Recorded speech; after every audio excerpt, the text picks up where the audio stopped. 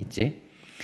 자, 그 밖에 우리가 또 살펴볼 게 고려 시대에는 굉장히 좀 이름난 유학자들이 이제 많이 배출됐었단 말이야. 과거 시험으로 이제 어떻게 보면 나라가 돌아가다 보니까 과거 시험에 합격해야만 이제 출세를 할 수가 있어. 그러다 보면은 그 사람들이 과거 시험에 합격한 자들의 이제 가르침을 막 받으려고 하겠지. 그래서 과거 시험에 뭐 우수한 성적으로 합격하고 이런 그 관리들이 시간 은퇴해가지고 또 이제 벼슬자리에 나와가지고 지방 같은데 자기 이름을 내세운 그 학교를 세우는 거야.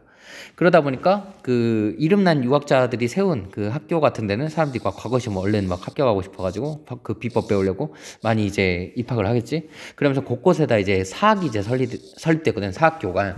사립학교가 곳곳에다 설립되다 보니까 공립학교랑 경쟁이 붙어가지고 공립학교 쪽에 이제 학생들이 막 사립학교 쪽으로 빠져나가 버려. 그 사람들도 막 사립학교 가려고.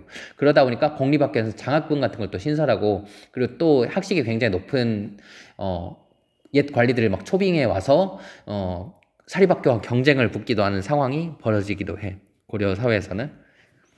자, 그런 어떻게 보면 공립학교든 사학이 굉장히 활성화됐었지만 유교 교육이 활성화되는 과정에서 이제 일어난 걸로 우리가 볼 수 있겠지. 자, 그러다가 이제 고려 후기 몽골의 간섭을 받게 되고 이 과정에 성리학이 도입된다는 걸 우리가 이제 몇 번이고 얘기를 해봤었어요. 자, 성리학이라고 하는 것이 당시 유교의 최종 단계라고 얘기를 했었는데 이 학문이 이 학문을 받아들였던 게 공민왕 때 정치 세력이었던 신진사대부라고 얘기했었지, 여러분들. 신진사대부들이 그 성리학을 받아들여가지고 당시 이 성리학은 어떻게 보면 가장 최신식 유학인데 유학은 어떻게 보면 유학이든 그 최종 단계의 성리학이든 나라를 좋은 쪽으로 이끌어 가려는 학문이잖아요. 근데 여기 이걸 새로 배운 그 학자들이 자신들의 스스로의 자부심이 얼마나 크겠니? 우리는 최신의 학문을 배워가지고 뭐 어떻게 보면 국가를 이제 개혁해야 된다고 하는 거. 그때 그 성리학을 배운 학자들이 가장 그 1순위로 비판했었던 게 불교였단 말이야. 불교에 대한 비판은 우리가 불교 그 전에 다룰 때라든지 고려 그 말기 공민왕의 개혁 때 신진사대부들의 주장을 통해서도 살펴봤었지. 이렇게 해서 우리가 이제 고려시대 유교에 대해서도 살펴봤어. 이번에는 교과서 45쪽을 펼쳐봐. 45쪽을 보면 저번 시간에 여러분들 그 유교에 대해서도 이제 배운 게 있었을 텐데 그 고려에서 이제 어떻게 보면은 공자의 가르침으로 시작된 그 유교가 삼국시대 이래로 한반도에도 계속 들어와 있었는데 고려시대에는 이게 나라를 통치하는 그 기술이자 그 덕목으로 굉장히 강조됐었다고 했지.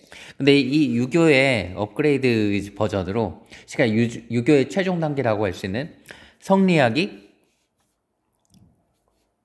원간섭기에 그 원나라 학자들을 통해서 이제 고려 학자들이 받아들였다 했잖아. 성리학이라고 하는 게 이제 등장을 했었는데 이 성리학은 유교랑은 다른 학문이 아니라 유교가 나중에 뭘로 업그레이드 되는 거냐면 성리학이라고 하는 학문으로 업데이트 된다고 하는 거를 생각을 해봤으면 좋겠어. 두 개가 전혀 다른 학문이 아니라 하나로 이제 이어지는데 성리학이 좀 더 나중에 이제 학문이라고 하는 거라고요. 성리학에 대해서는 우리가 교과서 37쪽에서도 이제 여러분들 교과서 37쪽 있었지?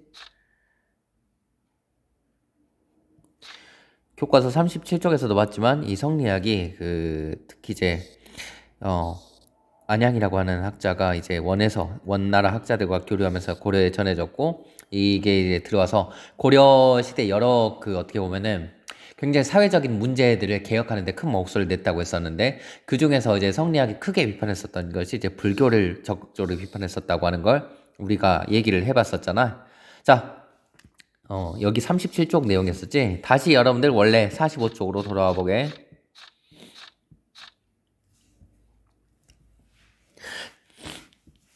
고려시대에는 근데 아까 우리가 이전에 살펴봤던 불교 그리고 유교 말고도 또 다른 학문들이 이제 유행을 하게 됐었는데 도교와 풍수지리설이 크게 이제 유행을 하게 되지. 도교라고 하는 게 무엇이냐, 여러분들. 도교는 쉽게 말하면은 도교는 그 불로장생을 꿈꾸는 학문이야, 쉽게 말하면.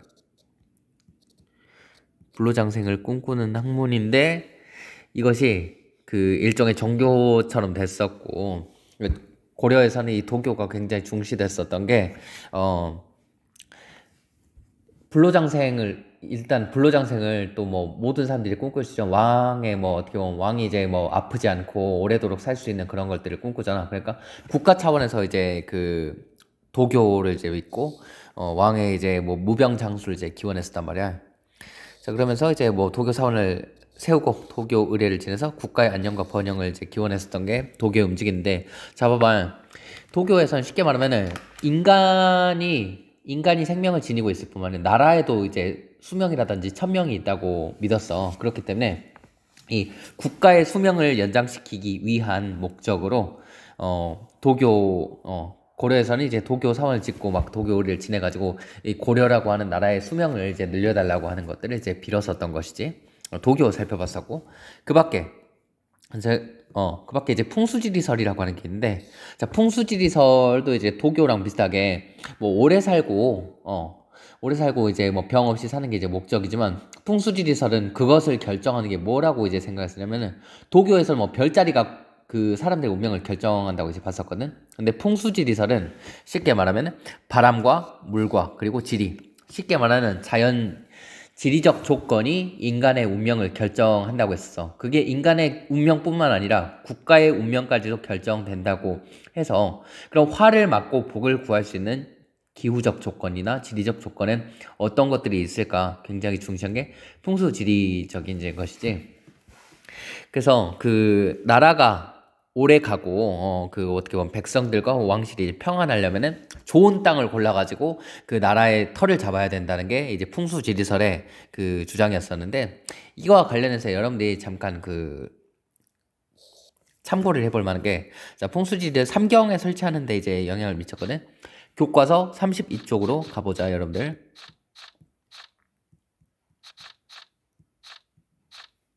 교과서 32쪽이야. 32쪽 보면은 고려에서 삼경이라고 하는 걸 설치했거든. 자, 봐봐. 고려의 수도가 개경인데, 개경 말고도 그 밖에 개경 이외에 어떻게 보면 개경에 맞먹을 수 있는 도읍지를 그 밖에도 둬가지고 이곳에 이제 그 부수도, 그러니까 부도를 둠으로써 나라의 운명을 크게 이제 그 이끌어가려고 했었던 게 이제 삼경이라고 하는 것이야. 왜 삼경이라 불리냐, 여러분들? 자, 서경, 평양이지. 자, 하나. 그리고 옛날 신라의 서울이었던 동경, 경주, 그리고 나중에 이제 조선의 수도가 된 남경. 이 개경 말고도 서경과 동경과 남경이라고 하는 세 개의 부수도를 두어가지고 나라를, 쉽게 말하면 나라가 좋은 곳에다 이제 수도에 맞먹는 이제 대도시를 건설해가지고 나라가 어떻게 보면은 이 서경이나 남경, 동경 같은 경우는 굉장히 보면은 땅의 기운이 좋은 곳이라고 이제 여겨졌어. 이곳에다 도시를 세우면은 나라의 운명이 연장될 거라고 봐가지고 이런 것을 설치하는데 영향을 미친 사상이 우리가 45쪽에서 봤었던 풍수지리설이라고 하는 거지. 풍수지리설이고, 자, 그 밖에 풍수지리설에 영향을 미친 대표적인 운동 중에 하나가 있어. 서경천도 운동. 서경천도 운동은 여러분들 교과서 34쪽을 봐보자.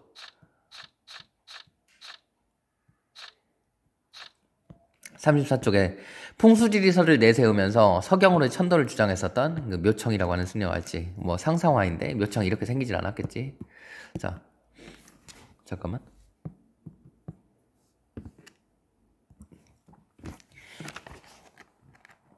묘청이 얘기하기를, 자, 저희라고 하는 거예요. 묘청 일파를 얘기하는 거지. 서경, 그러니까 평양의 임원역이라고 하는 곳에 이제 땅은 음양가들, 쉽게 말하면 음양가들이 풍수지리가들인데, 이곳에서 말하는 명당입니다. 꽃이 크게 피어나는 곳을 대화세라고 하는 것이지. 여기에 궁궐을 짓고 옮겨 앉으시면 천하를 다스릴 수 있습니다. 또한 금이 예물을 가져서 스스로 항복할 것이요, 뭐 주변에 36나라가 모두 머리를 조아릴 것입니다 라고 되는데, 궁궐을 좋은 땅에 옮겨 짓기만 해도 나라가 완전하게 피어난다는 게 이런 풍수지리설의 사상인 것을 묘청의 그 주장을 통해서 볼 수 있었지. 아까 그 묘청이 했었던 말은 역사 기록에 실려 있는 말이야. 그 교과서 쓴 사람이 지어낸 말이 아니라.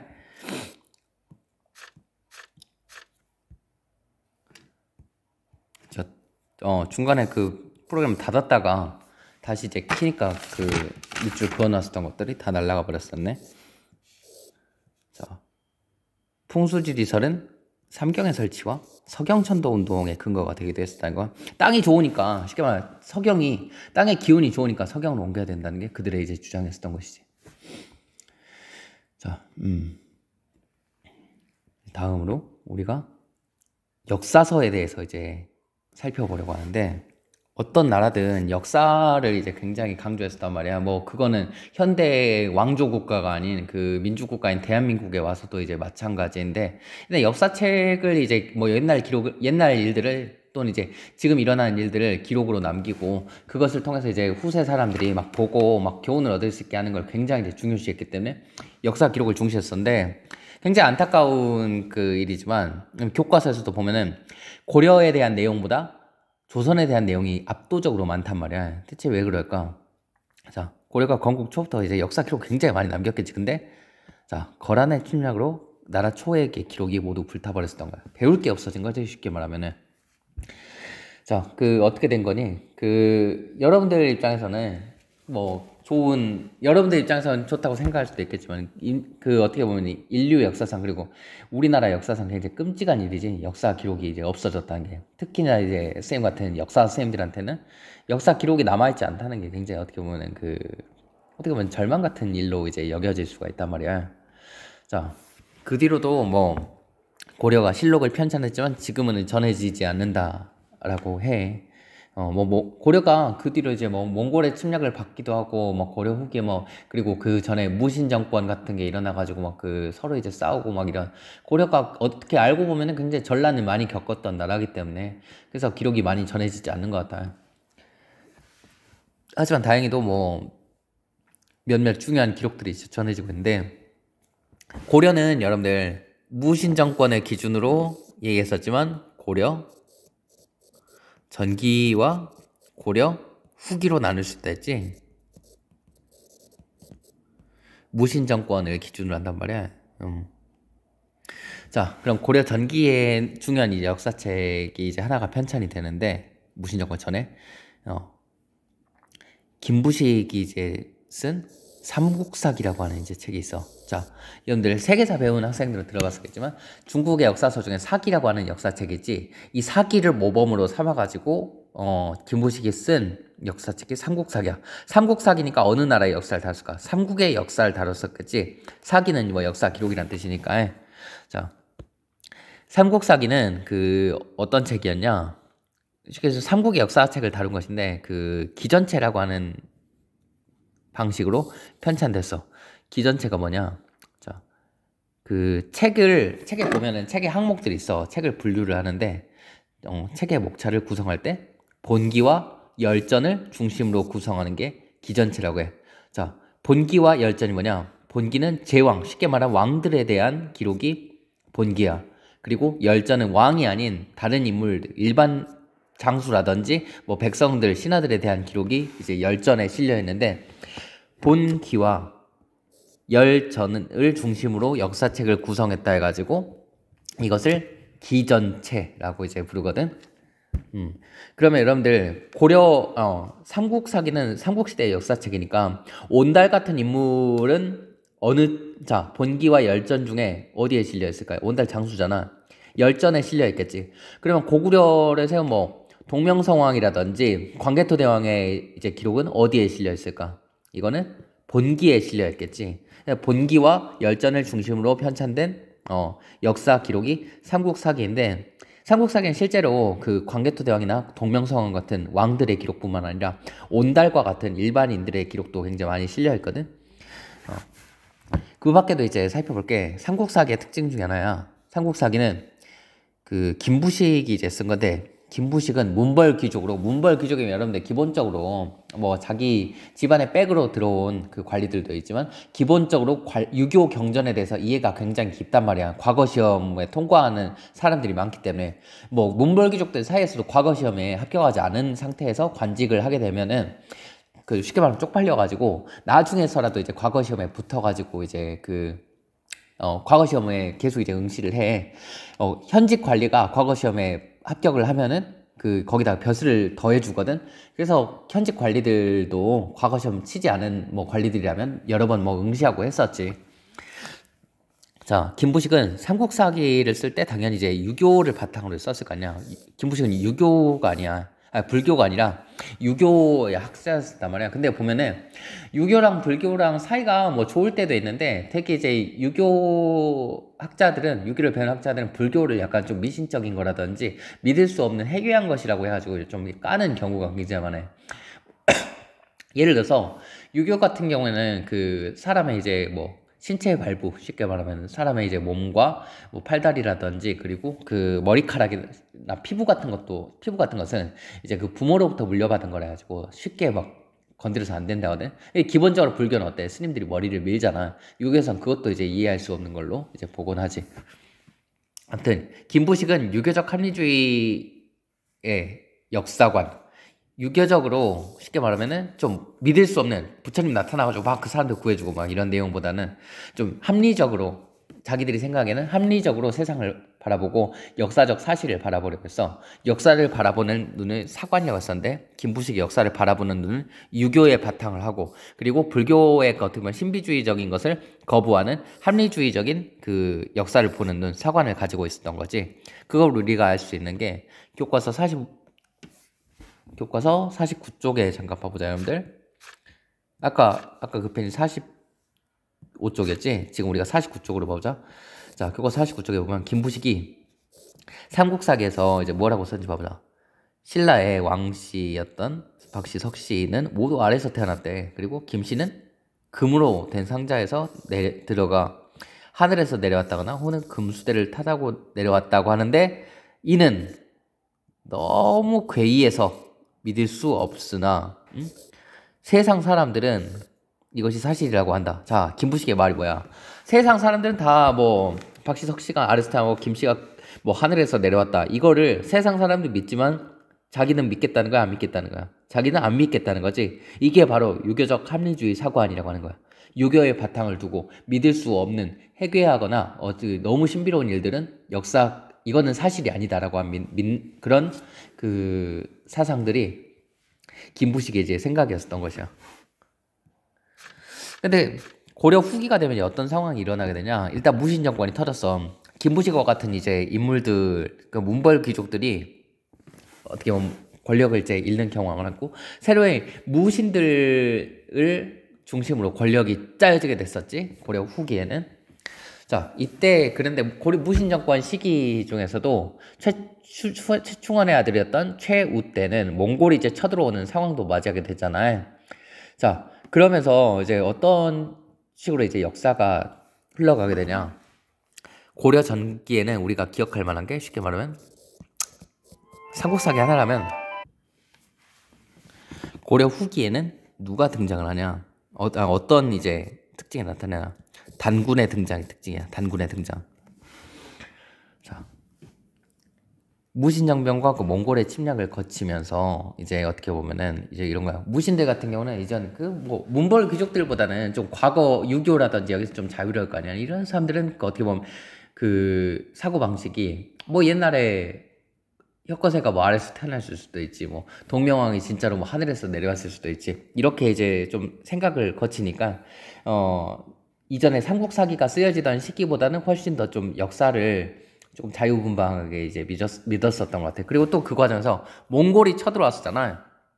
몽골이 쳐들어왔다 보니까 그 고려가 몽골을 이제 맞서는 과정에서 백성들한테 이제 좀 약간 어떻게 보면은 몽골의 침략을 겪고 나서 고려가 이제 굉장히 어떻게 보면 국가 위기적인 상황에 빠졌었던 것 같아. 뭐 백성들은 이제 뭐 어떻게 보면 수십만이 이제 막 끌려가거나 막 죽고 이런 상황이 벌어지고 국가적 위기를 맞은 상황에서 어떻게 고려의 자존심이 짓밟힐 대로 짓밟힌 상황이잖아. 나중에 몽골에 항복까지 하니까 그 과정에서 자주의식을 강조한 역사서가 편찬되었던 거야. 몽골의 그 침략을 받고 몽골의 간섭을 받는 상황에서 우리 고려가 이제 원나라 꼬복 노릇을 하던 나라가 아니라 사실은 굉장히 오래된 나라고 아주 뭐랄까 그 아주 훌륭한 나라다. 그 오래된 나라라고 하는 걸 강조하기 위해서 이제 어떤 주장들이 생겨나게 되냐. 이때 단군의 사람들이 이제 주목을 하게 되는 거야. 단군. 자, 우리 민족의 시조로 이제 단군을 내세우고 이 단군을 중심으로 우리 역사가 아주 쉽게 아주 그 오랜 세월 동안 이어져 내려왔었다는 것이 고려 후기 역사 기록들의 이제 특징이야. 자, 이것이 어디서 나타나냐, 여러분들? 이련이 쓴 삼국유사에서 이제 나타나게 돼. 자, 이련은 고려시대 역사책에도 왜 삼국유사이냐? 자, 앞서 말한 김부식도 그랬었고 이련도 그랬었지만 고려보다 앞서 있었던 왕조인 삼국시대의 역사로부터 고려가 현재 배워야 될 것은 무엇인지를 탐구하려고 했었던 게 이제 이련이든 김부식이든 그런 사람들이 주장했었는데, 이련은 삼국유사라고 이제 하는 책을 이제 기록을 했어. 삼국유사는 쉽게 말하면 김부식이 삼국사기 쓸 때 빠뜨린 이제 그 역사적인 사실들을 이제 정리한 게 삼국유사야. 김부식은 너무 허황된 사실들도 많이 빠뜨렸는데 이 사람이 유교학자다 보니까 불교 관련된 내용들을 굉장히 많이 빠뜨렸거든. 그러니까 이련 같은 경우는 근데 승려였어. 고려의 고려의 이제 그 승려로서 왕의 이제 승 노릇까지 이제 했었던 사람인데, 승려이기 때문에 김부식이 빠뜨린 수많은 삼국시대의 그 불교 관련 기록들까지 이제 정리를 해서 이제 담은 게 삼국유사야. 근데 여기에 누구의 이야기가 담겨 있냐? 바로 단군의 이야기가 담겨 있는 거야. 우리 역사 기록에서 단군이라고 하는 그 존재가 나타나는 게 비로소 이제 삼국유사에서부터 처음 이제 나타나. 뭐 김부식이 삼국사기에서 쓸 때는 뭐 단군 이야기가 이제 없었지. 하다가 이제 삼국유사에서 처음 나타나게 되는데, 이 단군 이야기를 어떻게 썼는지 교과서 여러분들 한번 여기 봐보자. 45쪽에 보면은 나오지. 삼국유사에 보면은 자, 고려시대 이련이 살던 시대로부터 그 과거로 거슬러 올라가서 단군 왕검이 있어가지고 아사달의 도읍을 정하였다. 나라 이름을 조선이라고 하는데 이게 바로 이제 우리가 얘기하는 고조선이지. 이 단군 왕검이 그 나라를 세운 시기가 중국의 요임금이라고 하는 굉장히 전설 속에 오래된 임금의 시대가 있어서 이때랑 같다 봐가지고 우리 역사가 중국하고 맞먹을 수 있을 정도로 굉장히 오래됐다고 하는 주장을 이련이 하게 됐었지. 자, 그 밖에 또 이제 이련이 굉장히 다양한 설화를 이제 기록을 하게 되는데, 이련이 기록한 설화가 얼마나 이제 다양하냐면은 교과서 49쪽을 봐보자. 자, 삼국에서 보면은 자, 제왕, 시그마 왕들이 태어나거나 이제 나라를 세울 때는 보통 사람들과는 다른 점이 있다. 보통 사람들과 다르니까 당연히 큰 변화를 타서 자기 왕이라고 하는 지위를 얻고 왕이 되고 대업, 쉽게 말해 나라를 세우고 막 수도를 짓는 대업을 이루는 거 아니냐. 삼국의 시조들이 신기한 일로 탄생했던 게 왜 괴이하냐? 당연히 괴이하지가 않다. 이련이 생각하기에는 이거는 당연한 일이다. 그러니까 나라를 세운다. 신기한 사람들이 나라를 세우는 것이다라고 해가지고 이련은 여러 설화들을 많이 기록을 했었어. 김부식은 어때? 괴이한 것은 믿을 수 있다. 이련은 없다. 라고 하는 게 큰 이제 사고방식의 차이였었지. 자, 그 밖에 여러분들 또 이제 살펴볼 만한 이제 인물인데, 간단히 넘어가기만 해보자면, 이순유라고 하는 인물도 제왕운기라고 하는 책에서, 제왕운기라고 하는 책에서 단군의 존재를 이제 이야기했어.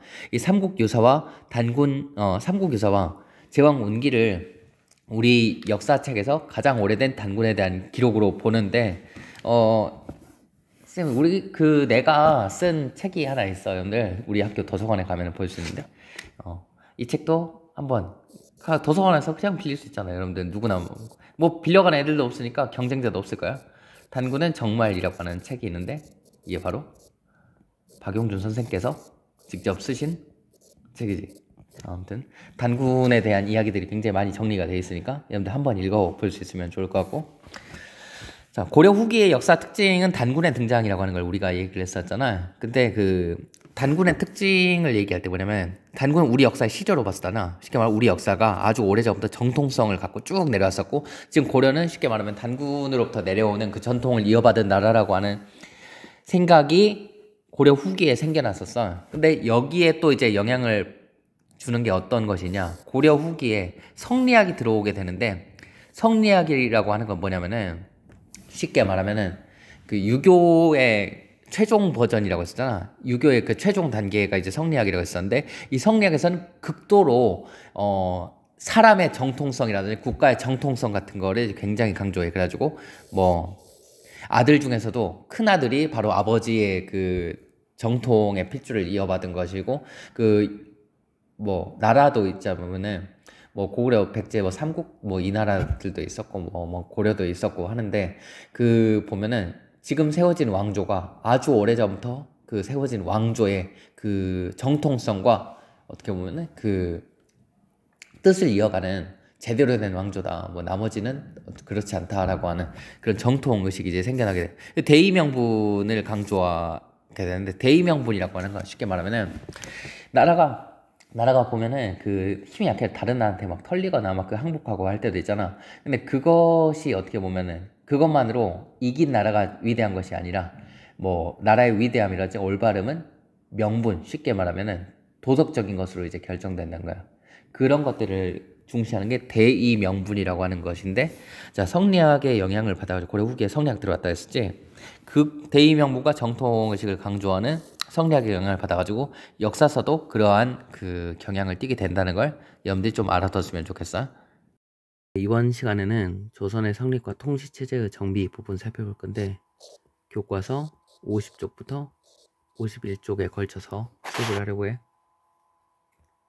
이번 시간 이야기는 고려 말부터 시작돼. 14세기 중엽 그러니까 1300년대 중반에 몽골이 세운 그 원나라가 점점 이제 쇠퇴하는 한편 한족들을 농민들이 이제 반란을 크게 일으키는데 그 과정에서 홍건적이라고 하는 농민 반란군이 등장을 해. 그리고 그 농민 반란군을 이끌던 대장 중에 한 명인 주원장이라고 하는 인물이 그 몽골을 쫓아내고 한족들의 왕조인 명을 새롭게 이제 세우게 되거든. 고려는 그 약해지는 원과 이제 새로이 떠오르는 명 사이에서 어느 한쪽에 이제 편을 들어야 했었는데 그 과정에서 고려는 기본적으로 명의 편을 이제 많이 들게 되지. 당시에 그 검은세족이라든지 그 원에 붙은 불교 이제 절들이 농장을 굉장히 확대하면서 백성들을 많이 쥐어짜고 막 그랬었던 상황이었었고 그 또 이제 한편으로는 왜구와 그리고 그 원나라에 맞서서 이제 일어난 반란군으로 아까 홍건적 얘기를 했었잖아. 홍건적 중에 이제 일부는 그 명을 세우는데 이제 굉장히 큰 역할을 하기도 하지만 일부는 또 이제 원나라에 쫓겨가지고 원나라를 당해낼 수 없으니까 좀 더 만만한 고려로 쳐들어오게 됐었지. 그 과정에서 이제 고려가 이제 굉장히 큰 피해를 입게 돼. 북쪽에서는 홍건적, 남쪽에서는 왜구. 그 이런 상황 속에서 공민왕이 검은세족과 불교 사원을 좀 억제하는 한편 또 한편으로는 홍건적과 왜구의 침입을 막아내는 그 굉장히 좀 어려운 상황에 처했었지. 그 과정에서 이제 새롭게 등장한 세력이 이제 신진사대부였었어. 신진사대부와 공민왕은 이제 어떻게 보면은 개혁 정치를 펴나가면서 원을 몰아내고 그 명과 이제 계속 이제 가까운 정책을 지낸 한편 왜구라든지 그리고 뭐 홍건적 토벌에 나서는데 그 과정에서 그 공민왕이 살해당하고 명이 이제 그 새로 이제 우왕이 즉위하게 됐었잖아. 근데 이 우왕이 즉위할 무렵에 어떤 이제 그 명과의 사이가 굉장히 악화됐었단 말이야. 명이 그 고려에 땅을 요구를 했어.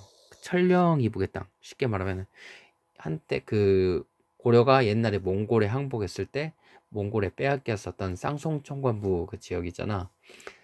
이곳을 공민왕이 그 쌍성총관부를 공격해서 되찾았었지. 근데 명이 이제 따진 거야. 자, 명나라가 몽골을 몰아내고 새롭게 이제 중국을 지배하니까 옛날 몽골 땅은 다 명나라 땅이다.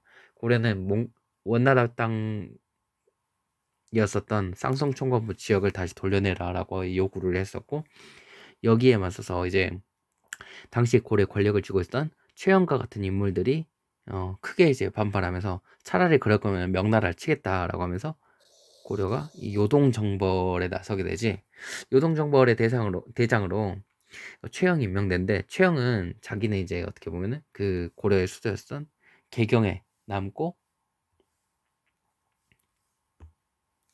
대장으로 이성계를 이제 임명을 했었는데, 이성계가 그 군대를 이끌고, 이성계는 이 그 명나라 치러가는 끝까지 이제 반대를 했었지만 최영이 어떻게 보면 시켜가지고 이제 가는 와중에서 결국에 이제 명나라 치러 갔다가 이제 위화도라고 하는 곳에서 잠깐 멈췄지. 비가 많이 내려서.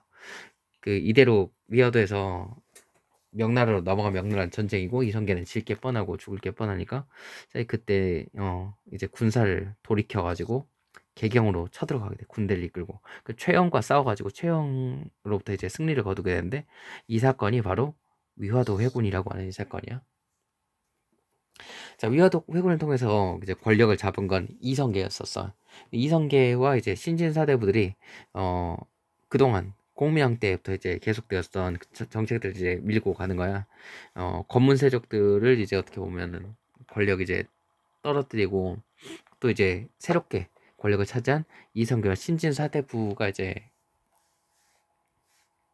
경제력을 얻기 위해서 그 수도권 지역에 있었던 그 고문세족들의 토지를 다 빼앗아 버리고, 그것들을 이제 그 이성계를 비롯한 신진사대부들이 이제 새롭게 이제 나눠 가지게 되는데, 뭐 신진사대부들만 가진 거 아니고 고려 관료들이 다 받았었단 말이야. 근데 그 고문세족들이 불법적으로 빼앗았던 땅들을 다시 도로 이제 나라에서 빼앗아 가지고 관리들한테 나눠준 건데, 이 과전법은 여러분들이 이제 그 참고로만 알아두자면은, 이거는 그 나라에서 관리들한테 이제 토지를 나눠주는 거야. 그 여기에서 말하는 관리들은 어 지금 관직을 맡은 관리들과 관직에서 물러난 은퇴한 관리들, 그러니까 전직 관리들이 이제 포함돼. 이들한테 땅을 나눠줬는데, 땅을 아예 다 가지라 준 건 아니고 그 땅에서 세금을 거둘 수 있도록 한단 말이야. 그 세금 걷어가지고 너네들이 가지라고 하는 그런 어 세금만 거둘 수 있는 땅을 나눠준 거지. 이걸 과전법이라고 해. 과전법을 이제 시행한 것까지는 신진사대부들이 이게 어떻게 보면은 쿵짝이 잘 맞았었는데, 어떻게 보면은 신진사대부들 중에서도 그 고려라고 하는 나라를 완전히 갈아엎어야 된다고 하는 좀 급진적인 신진사대부들이 있었고, 또 한편으로는 고려를 이제 개혁하는 것까지는 괜찮은데, 조금 뭐 왕실은 또 그대로 놔둔다든지, 그리고 개혁도 좀 약간 그 온건하게 하려고 하는 그 신진사대부들로 분열되기 이르렀어. 자, 특히 이제 급진개혁파 같은 인물들은 정도전처럼 어떻게 보면은 다른 신진사대부들에 비해서 신분이 좀 약간 좋지 않은 그 인물들이 있었고, 또 원건개혁파에는 정몽주처럼 그 신분이 굉장히 이제 높은 그 신진사대부들이 있었던 것이지. 그 과정에서 이제 근데 정도전 같은 게 급진적인 개혁파 신진사대부들이 나머지 이제 온건개혁파 세력들을 이제 제거하고 이성계와 함께 새로운 나라를 세우게 되는데, 그게 바로 이제 조선이라고 하는 나라야.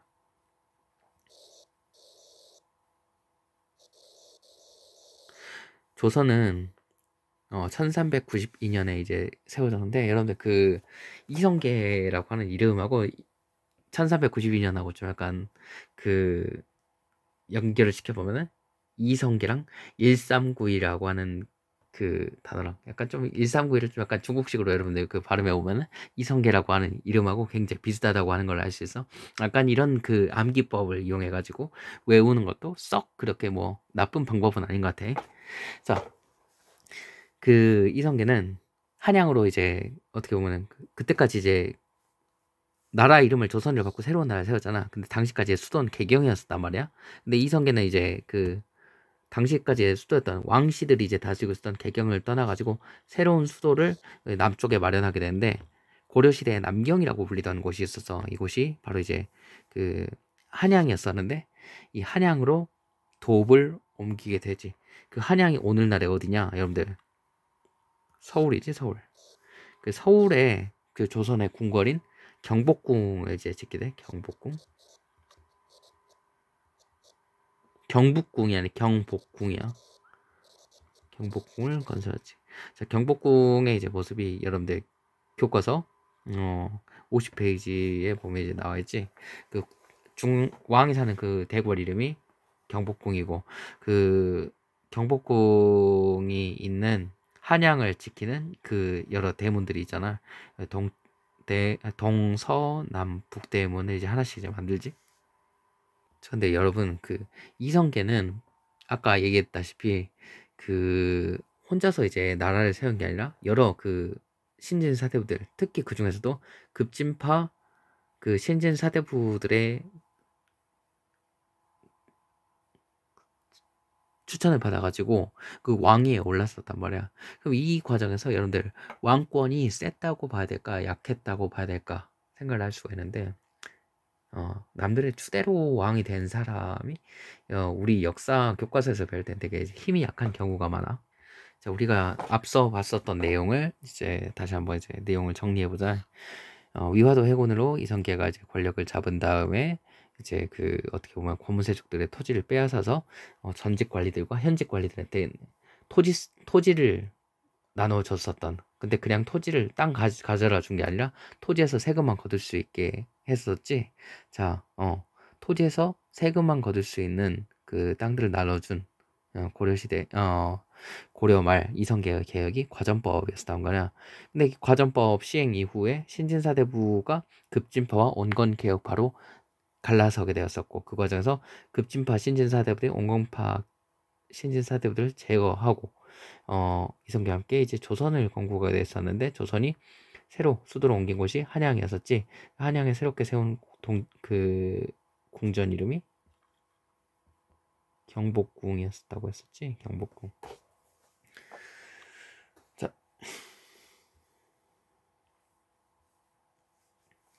아까도 얘기했었지만 이성계는 어떻게 보면 신하들의 추대로 왕위에 올랐었다 했잖아. 그 과정에서 신하들의 힘이 훨씬 더 왕권보다 이제 셌다고 받았어. 특히 신하들 중에서 이제 대표적인 인물이 정도전이라고 하는 인물이 있었지. 뭐 근데 그 태조 이성계가 한양으로 천도할 때라든지 천도를 했었잖아. 그 천도를 하고 나서 한양에다 곳곳에 이제 궁전을 만들고, 그 궁전뿐만 아니라 동서남북을 지키는 막 대문들도 만들고 이제 온갖 건물들을 만드는데, 그 건물들의 이름이라든지 정치기구의 이름들 같은 걸 싹 다 정한 게 누구였냐면은 정도전이라고 하는 인물이었었거든.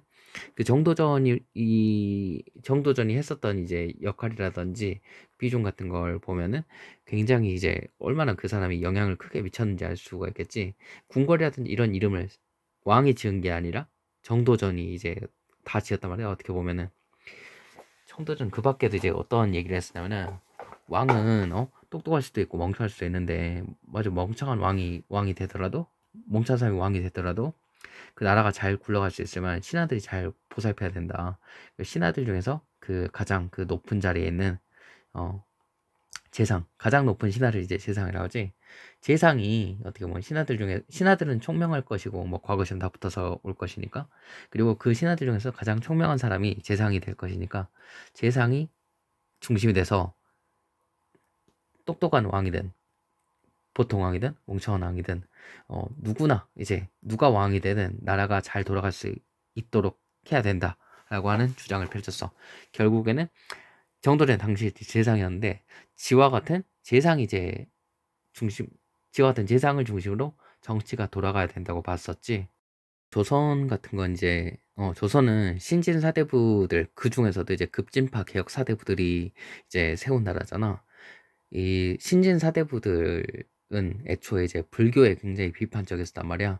그래서 그 고려 왕실의 국교이자 당시 자신들이 비판했었던 불교 대신에 자신들이 공부했었던 성리학을 새로운 나라의 이제 그 이념이자 종교로 삼으려고 했었어. 그래서 조선은 기본적으로 성리학의 나라라고 하는 걸 여러분들이 생각을 해보면 될 것 같아. 그리고 그 조선을 이끌어가는 게 정도전이었었는데 여기에서 이제 그 불만을 품은 세력들이 있었지. 정도전은 쉽게 말하면은 왕보다는 재상이 이제 정치를 이끌어야 된다고 봤었는데 정도전 입장에서는 굉장히 뭐 그 왕자들 중에서도 좀 자기가 데리고 그 정치하기 쉬운 어, 인물을 새로운 왕으로 이제 세자로 이제 삼으려고 했었어.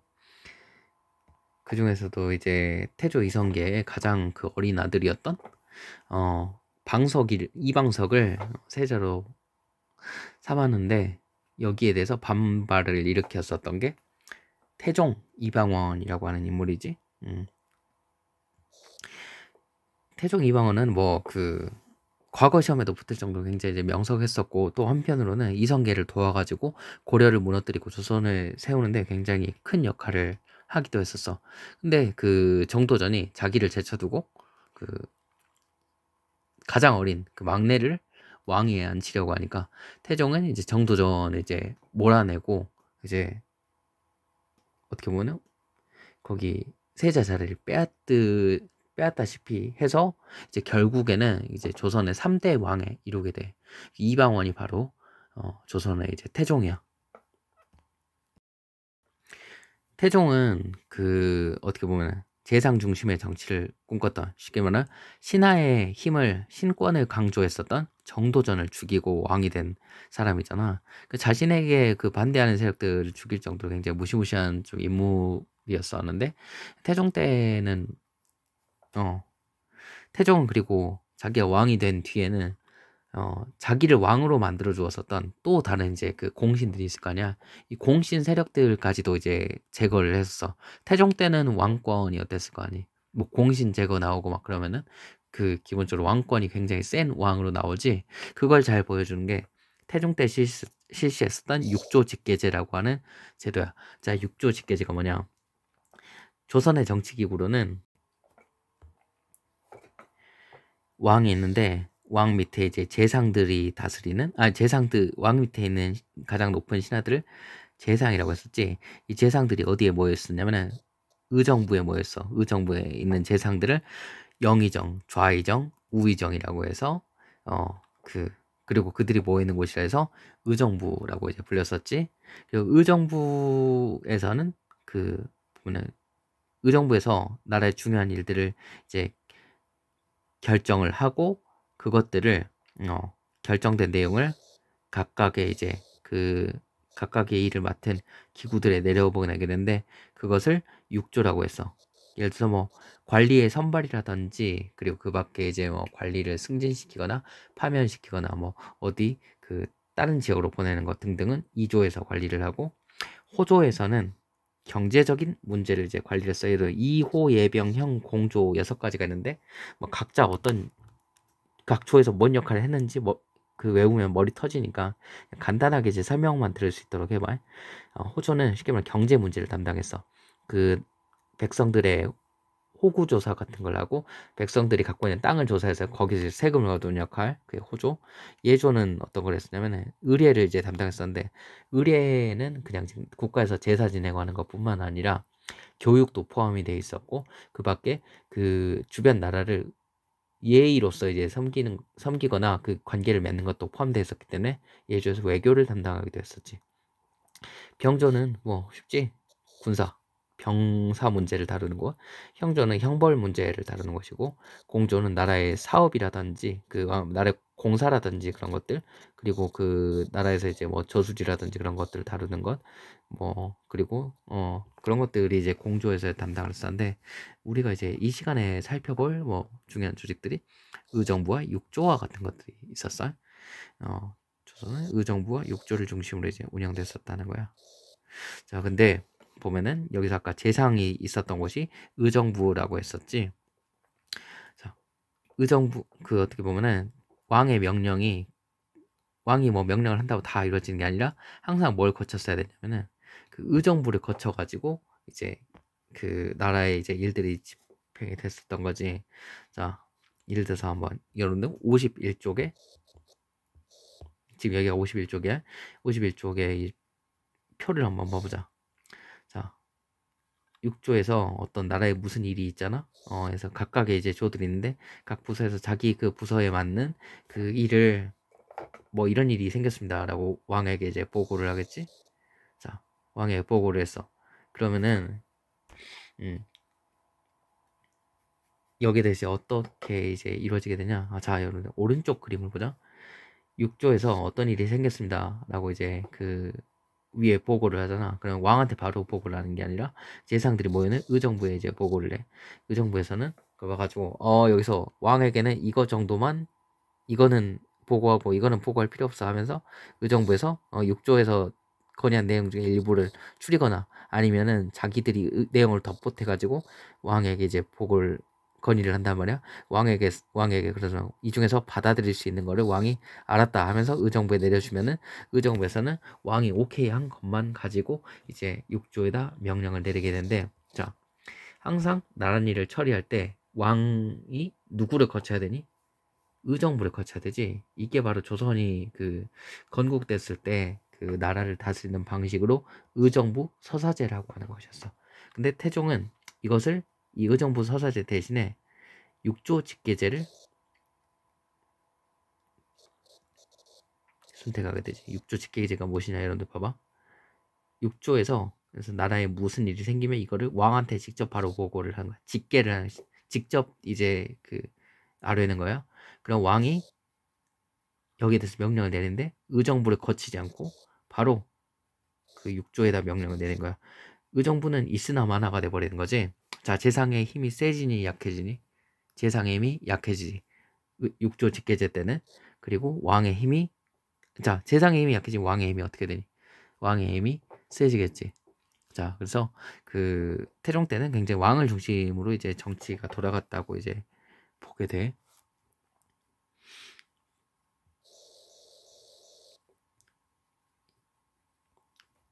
태종 때에 대해서 우리가 이제 살펴볼 것들이 이제 조금 더 있어. 자,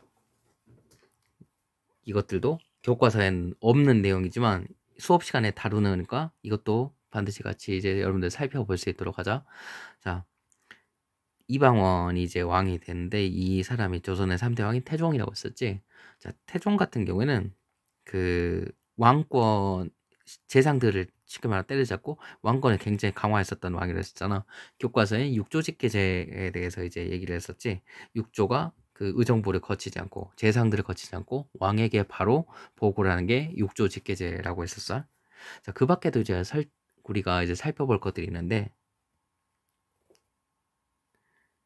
사관원 독립이라고 하는 것도 태종의 중요한 정책 중에 하나야. 그러면 그 사관원이라고 하는 게 무엇인가? 여러분들 그 조선의 이제 정치 기구에 보면은 왕 밑에는 사헌부, 사관원, 홍문관이라고 하는 기구가 있었어. 이 세 기구를 합해가지고 뭐라 부르냐? 여러분들 여기 나오지만 삼사라고 부르지. 자, 이 삼사는 각자 뭐 하는 기구냐? 사헌부는 감찰 기구야. 쉽게 말하면은 뭐 그 나쁜 짓 하는 관리들이 있는지 이걸 좀 약간 그 엄하게 단속하는 그 감찰 기구가 사헌부였었고, 사관원이라고 하는 것은 그 뭐였냐면은 약간 그 쉽게 말하면 왕에게 아니되옵니다 이제 뭐 하는 걸 어떻게 뭐 왕에게 지금 어떻게 보면은 그 자기의 이제 어떻게 보면은 안위를 걱정하지 않고 자기가 어떻게 보면 그 왕에게 미움을 살 수도 있겠지만 그런 걸 다 감수하면서 왕에게 자기 직업이 그 사관원의 직책 자체가 왕에게 그 어떻게 보면은 비판을 하고 그 반대를 하는 기구가 사관원이라고 하는 기구였어. 굉장히 특이하지. 왕조 사회에서 왕에게 비판하는 게 자기 목적인 그 기구가 있었다는 게, 그 밖에 홍문관은 쉽게 말하는 그 연구라는 기관이었는데 여기에서 중요하게 이제 여겼었던 게 어떤 것이 있으면 경연이라고 하는 게 있어. 경연. 왕이 유교 경전들을 이제 펼쳐놓고, 유교 쉽게 말하면 성리학의 경전들을 펼쳐놓고 신하들과 토론을 하는 그 회의가 경연이라고 하는 거였는데, 성리학의 나라 이제 조선의 이제 기구답지. 자, 그런데 태종은 이 중에서 사관원을 독립시키는데 이제 이르렀어. 사관원은 그 왕에게 아니 되옵니다. 막 그런 걸 쉽게 말하면 왕을 비판하는 기구라 했잖아. 근데 사관원이 독립된 게 왜 이제 왕권 강화한 태종 때 일어났었냐? 이건 여러분들 사관원이 어디로부터 독립했는지를 살펴봐야 될 것 같아.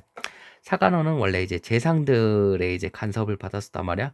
그러니까 쉽게 말하면 왕에게 아니 되옵니다, 아니 되옵니다 하더라도 이것이 누구의 눈치를 보면서 왕에게 아니 되옵니다 했냐면은 재상의 눈치를 보면서 아니 되옵니다를 했단 말이야.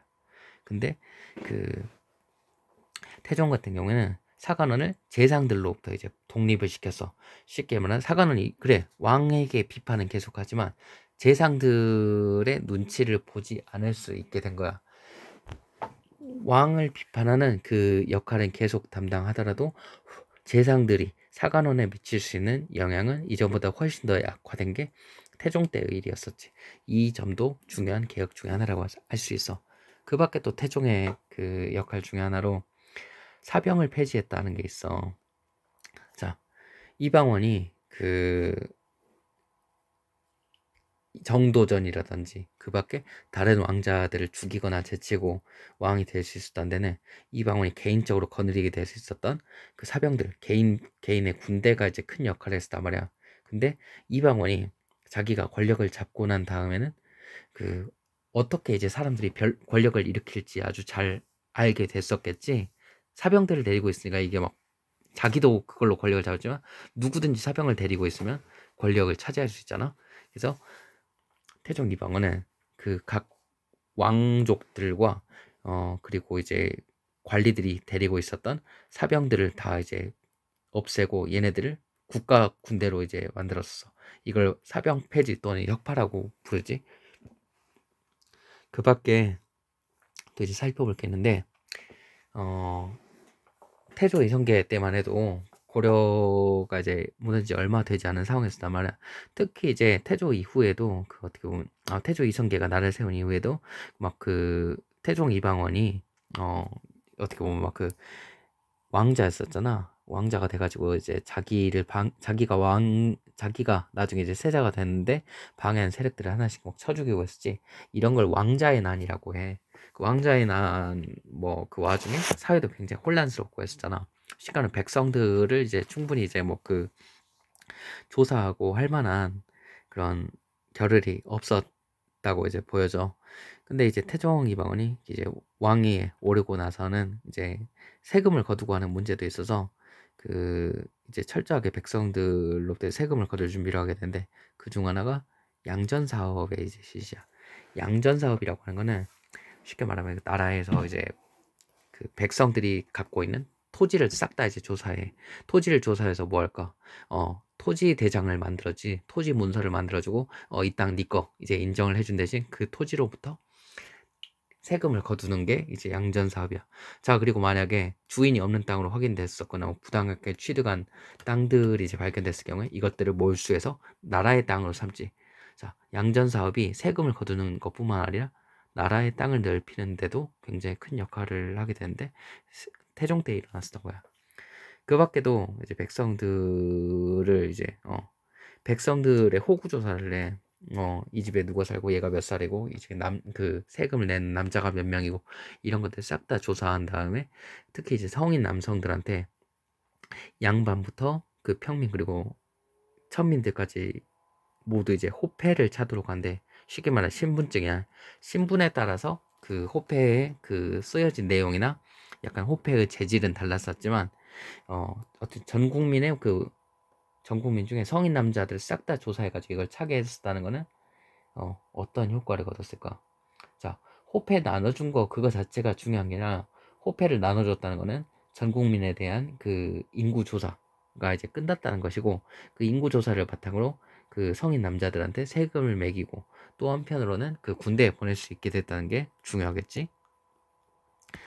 자, 호패와 관련해 가지고는 잠깐 그 자료를 하나 살펴볼 게 있어. 태종 때의 기록인데 호패를 차라는 명령을 10월 초에 이제 명령을 이제 처음 내린 다음에 그 10월 11일부터는 호패를 지급하기 시작해야지. 12월 1일까지 지급하기 마친다는 거야. 쉽게 말하면 2개월 만에 그 전 국민한테 전 백성들한테 이제 호패를 나눠주는 걸 마친다는 것인데 굉장히 빠르고도 그 신속하게 이루어졌다는 걸 우리가 살펴볼 수가 있겠지. 여러분들 잠깐 이 내용이 왜 이제 태종 부분에 있지? 이거는 태종의 업적이 아니야.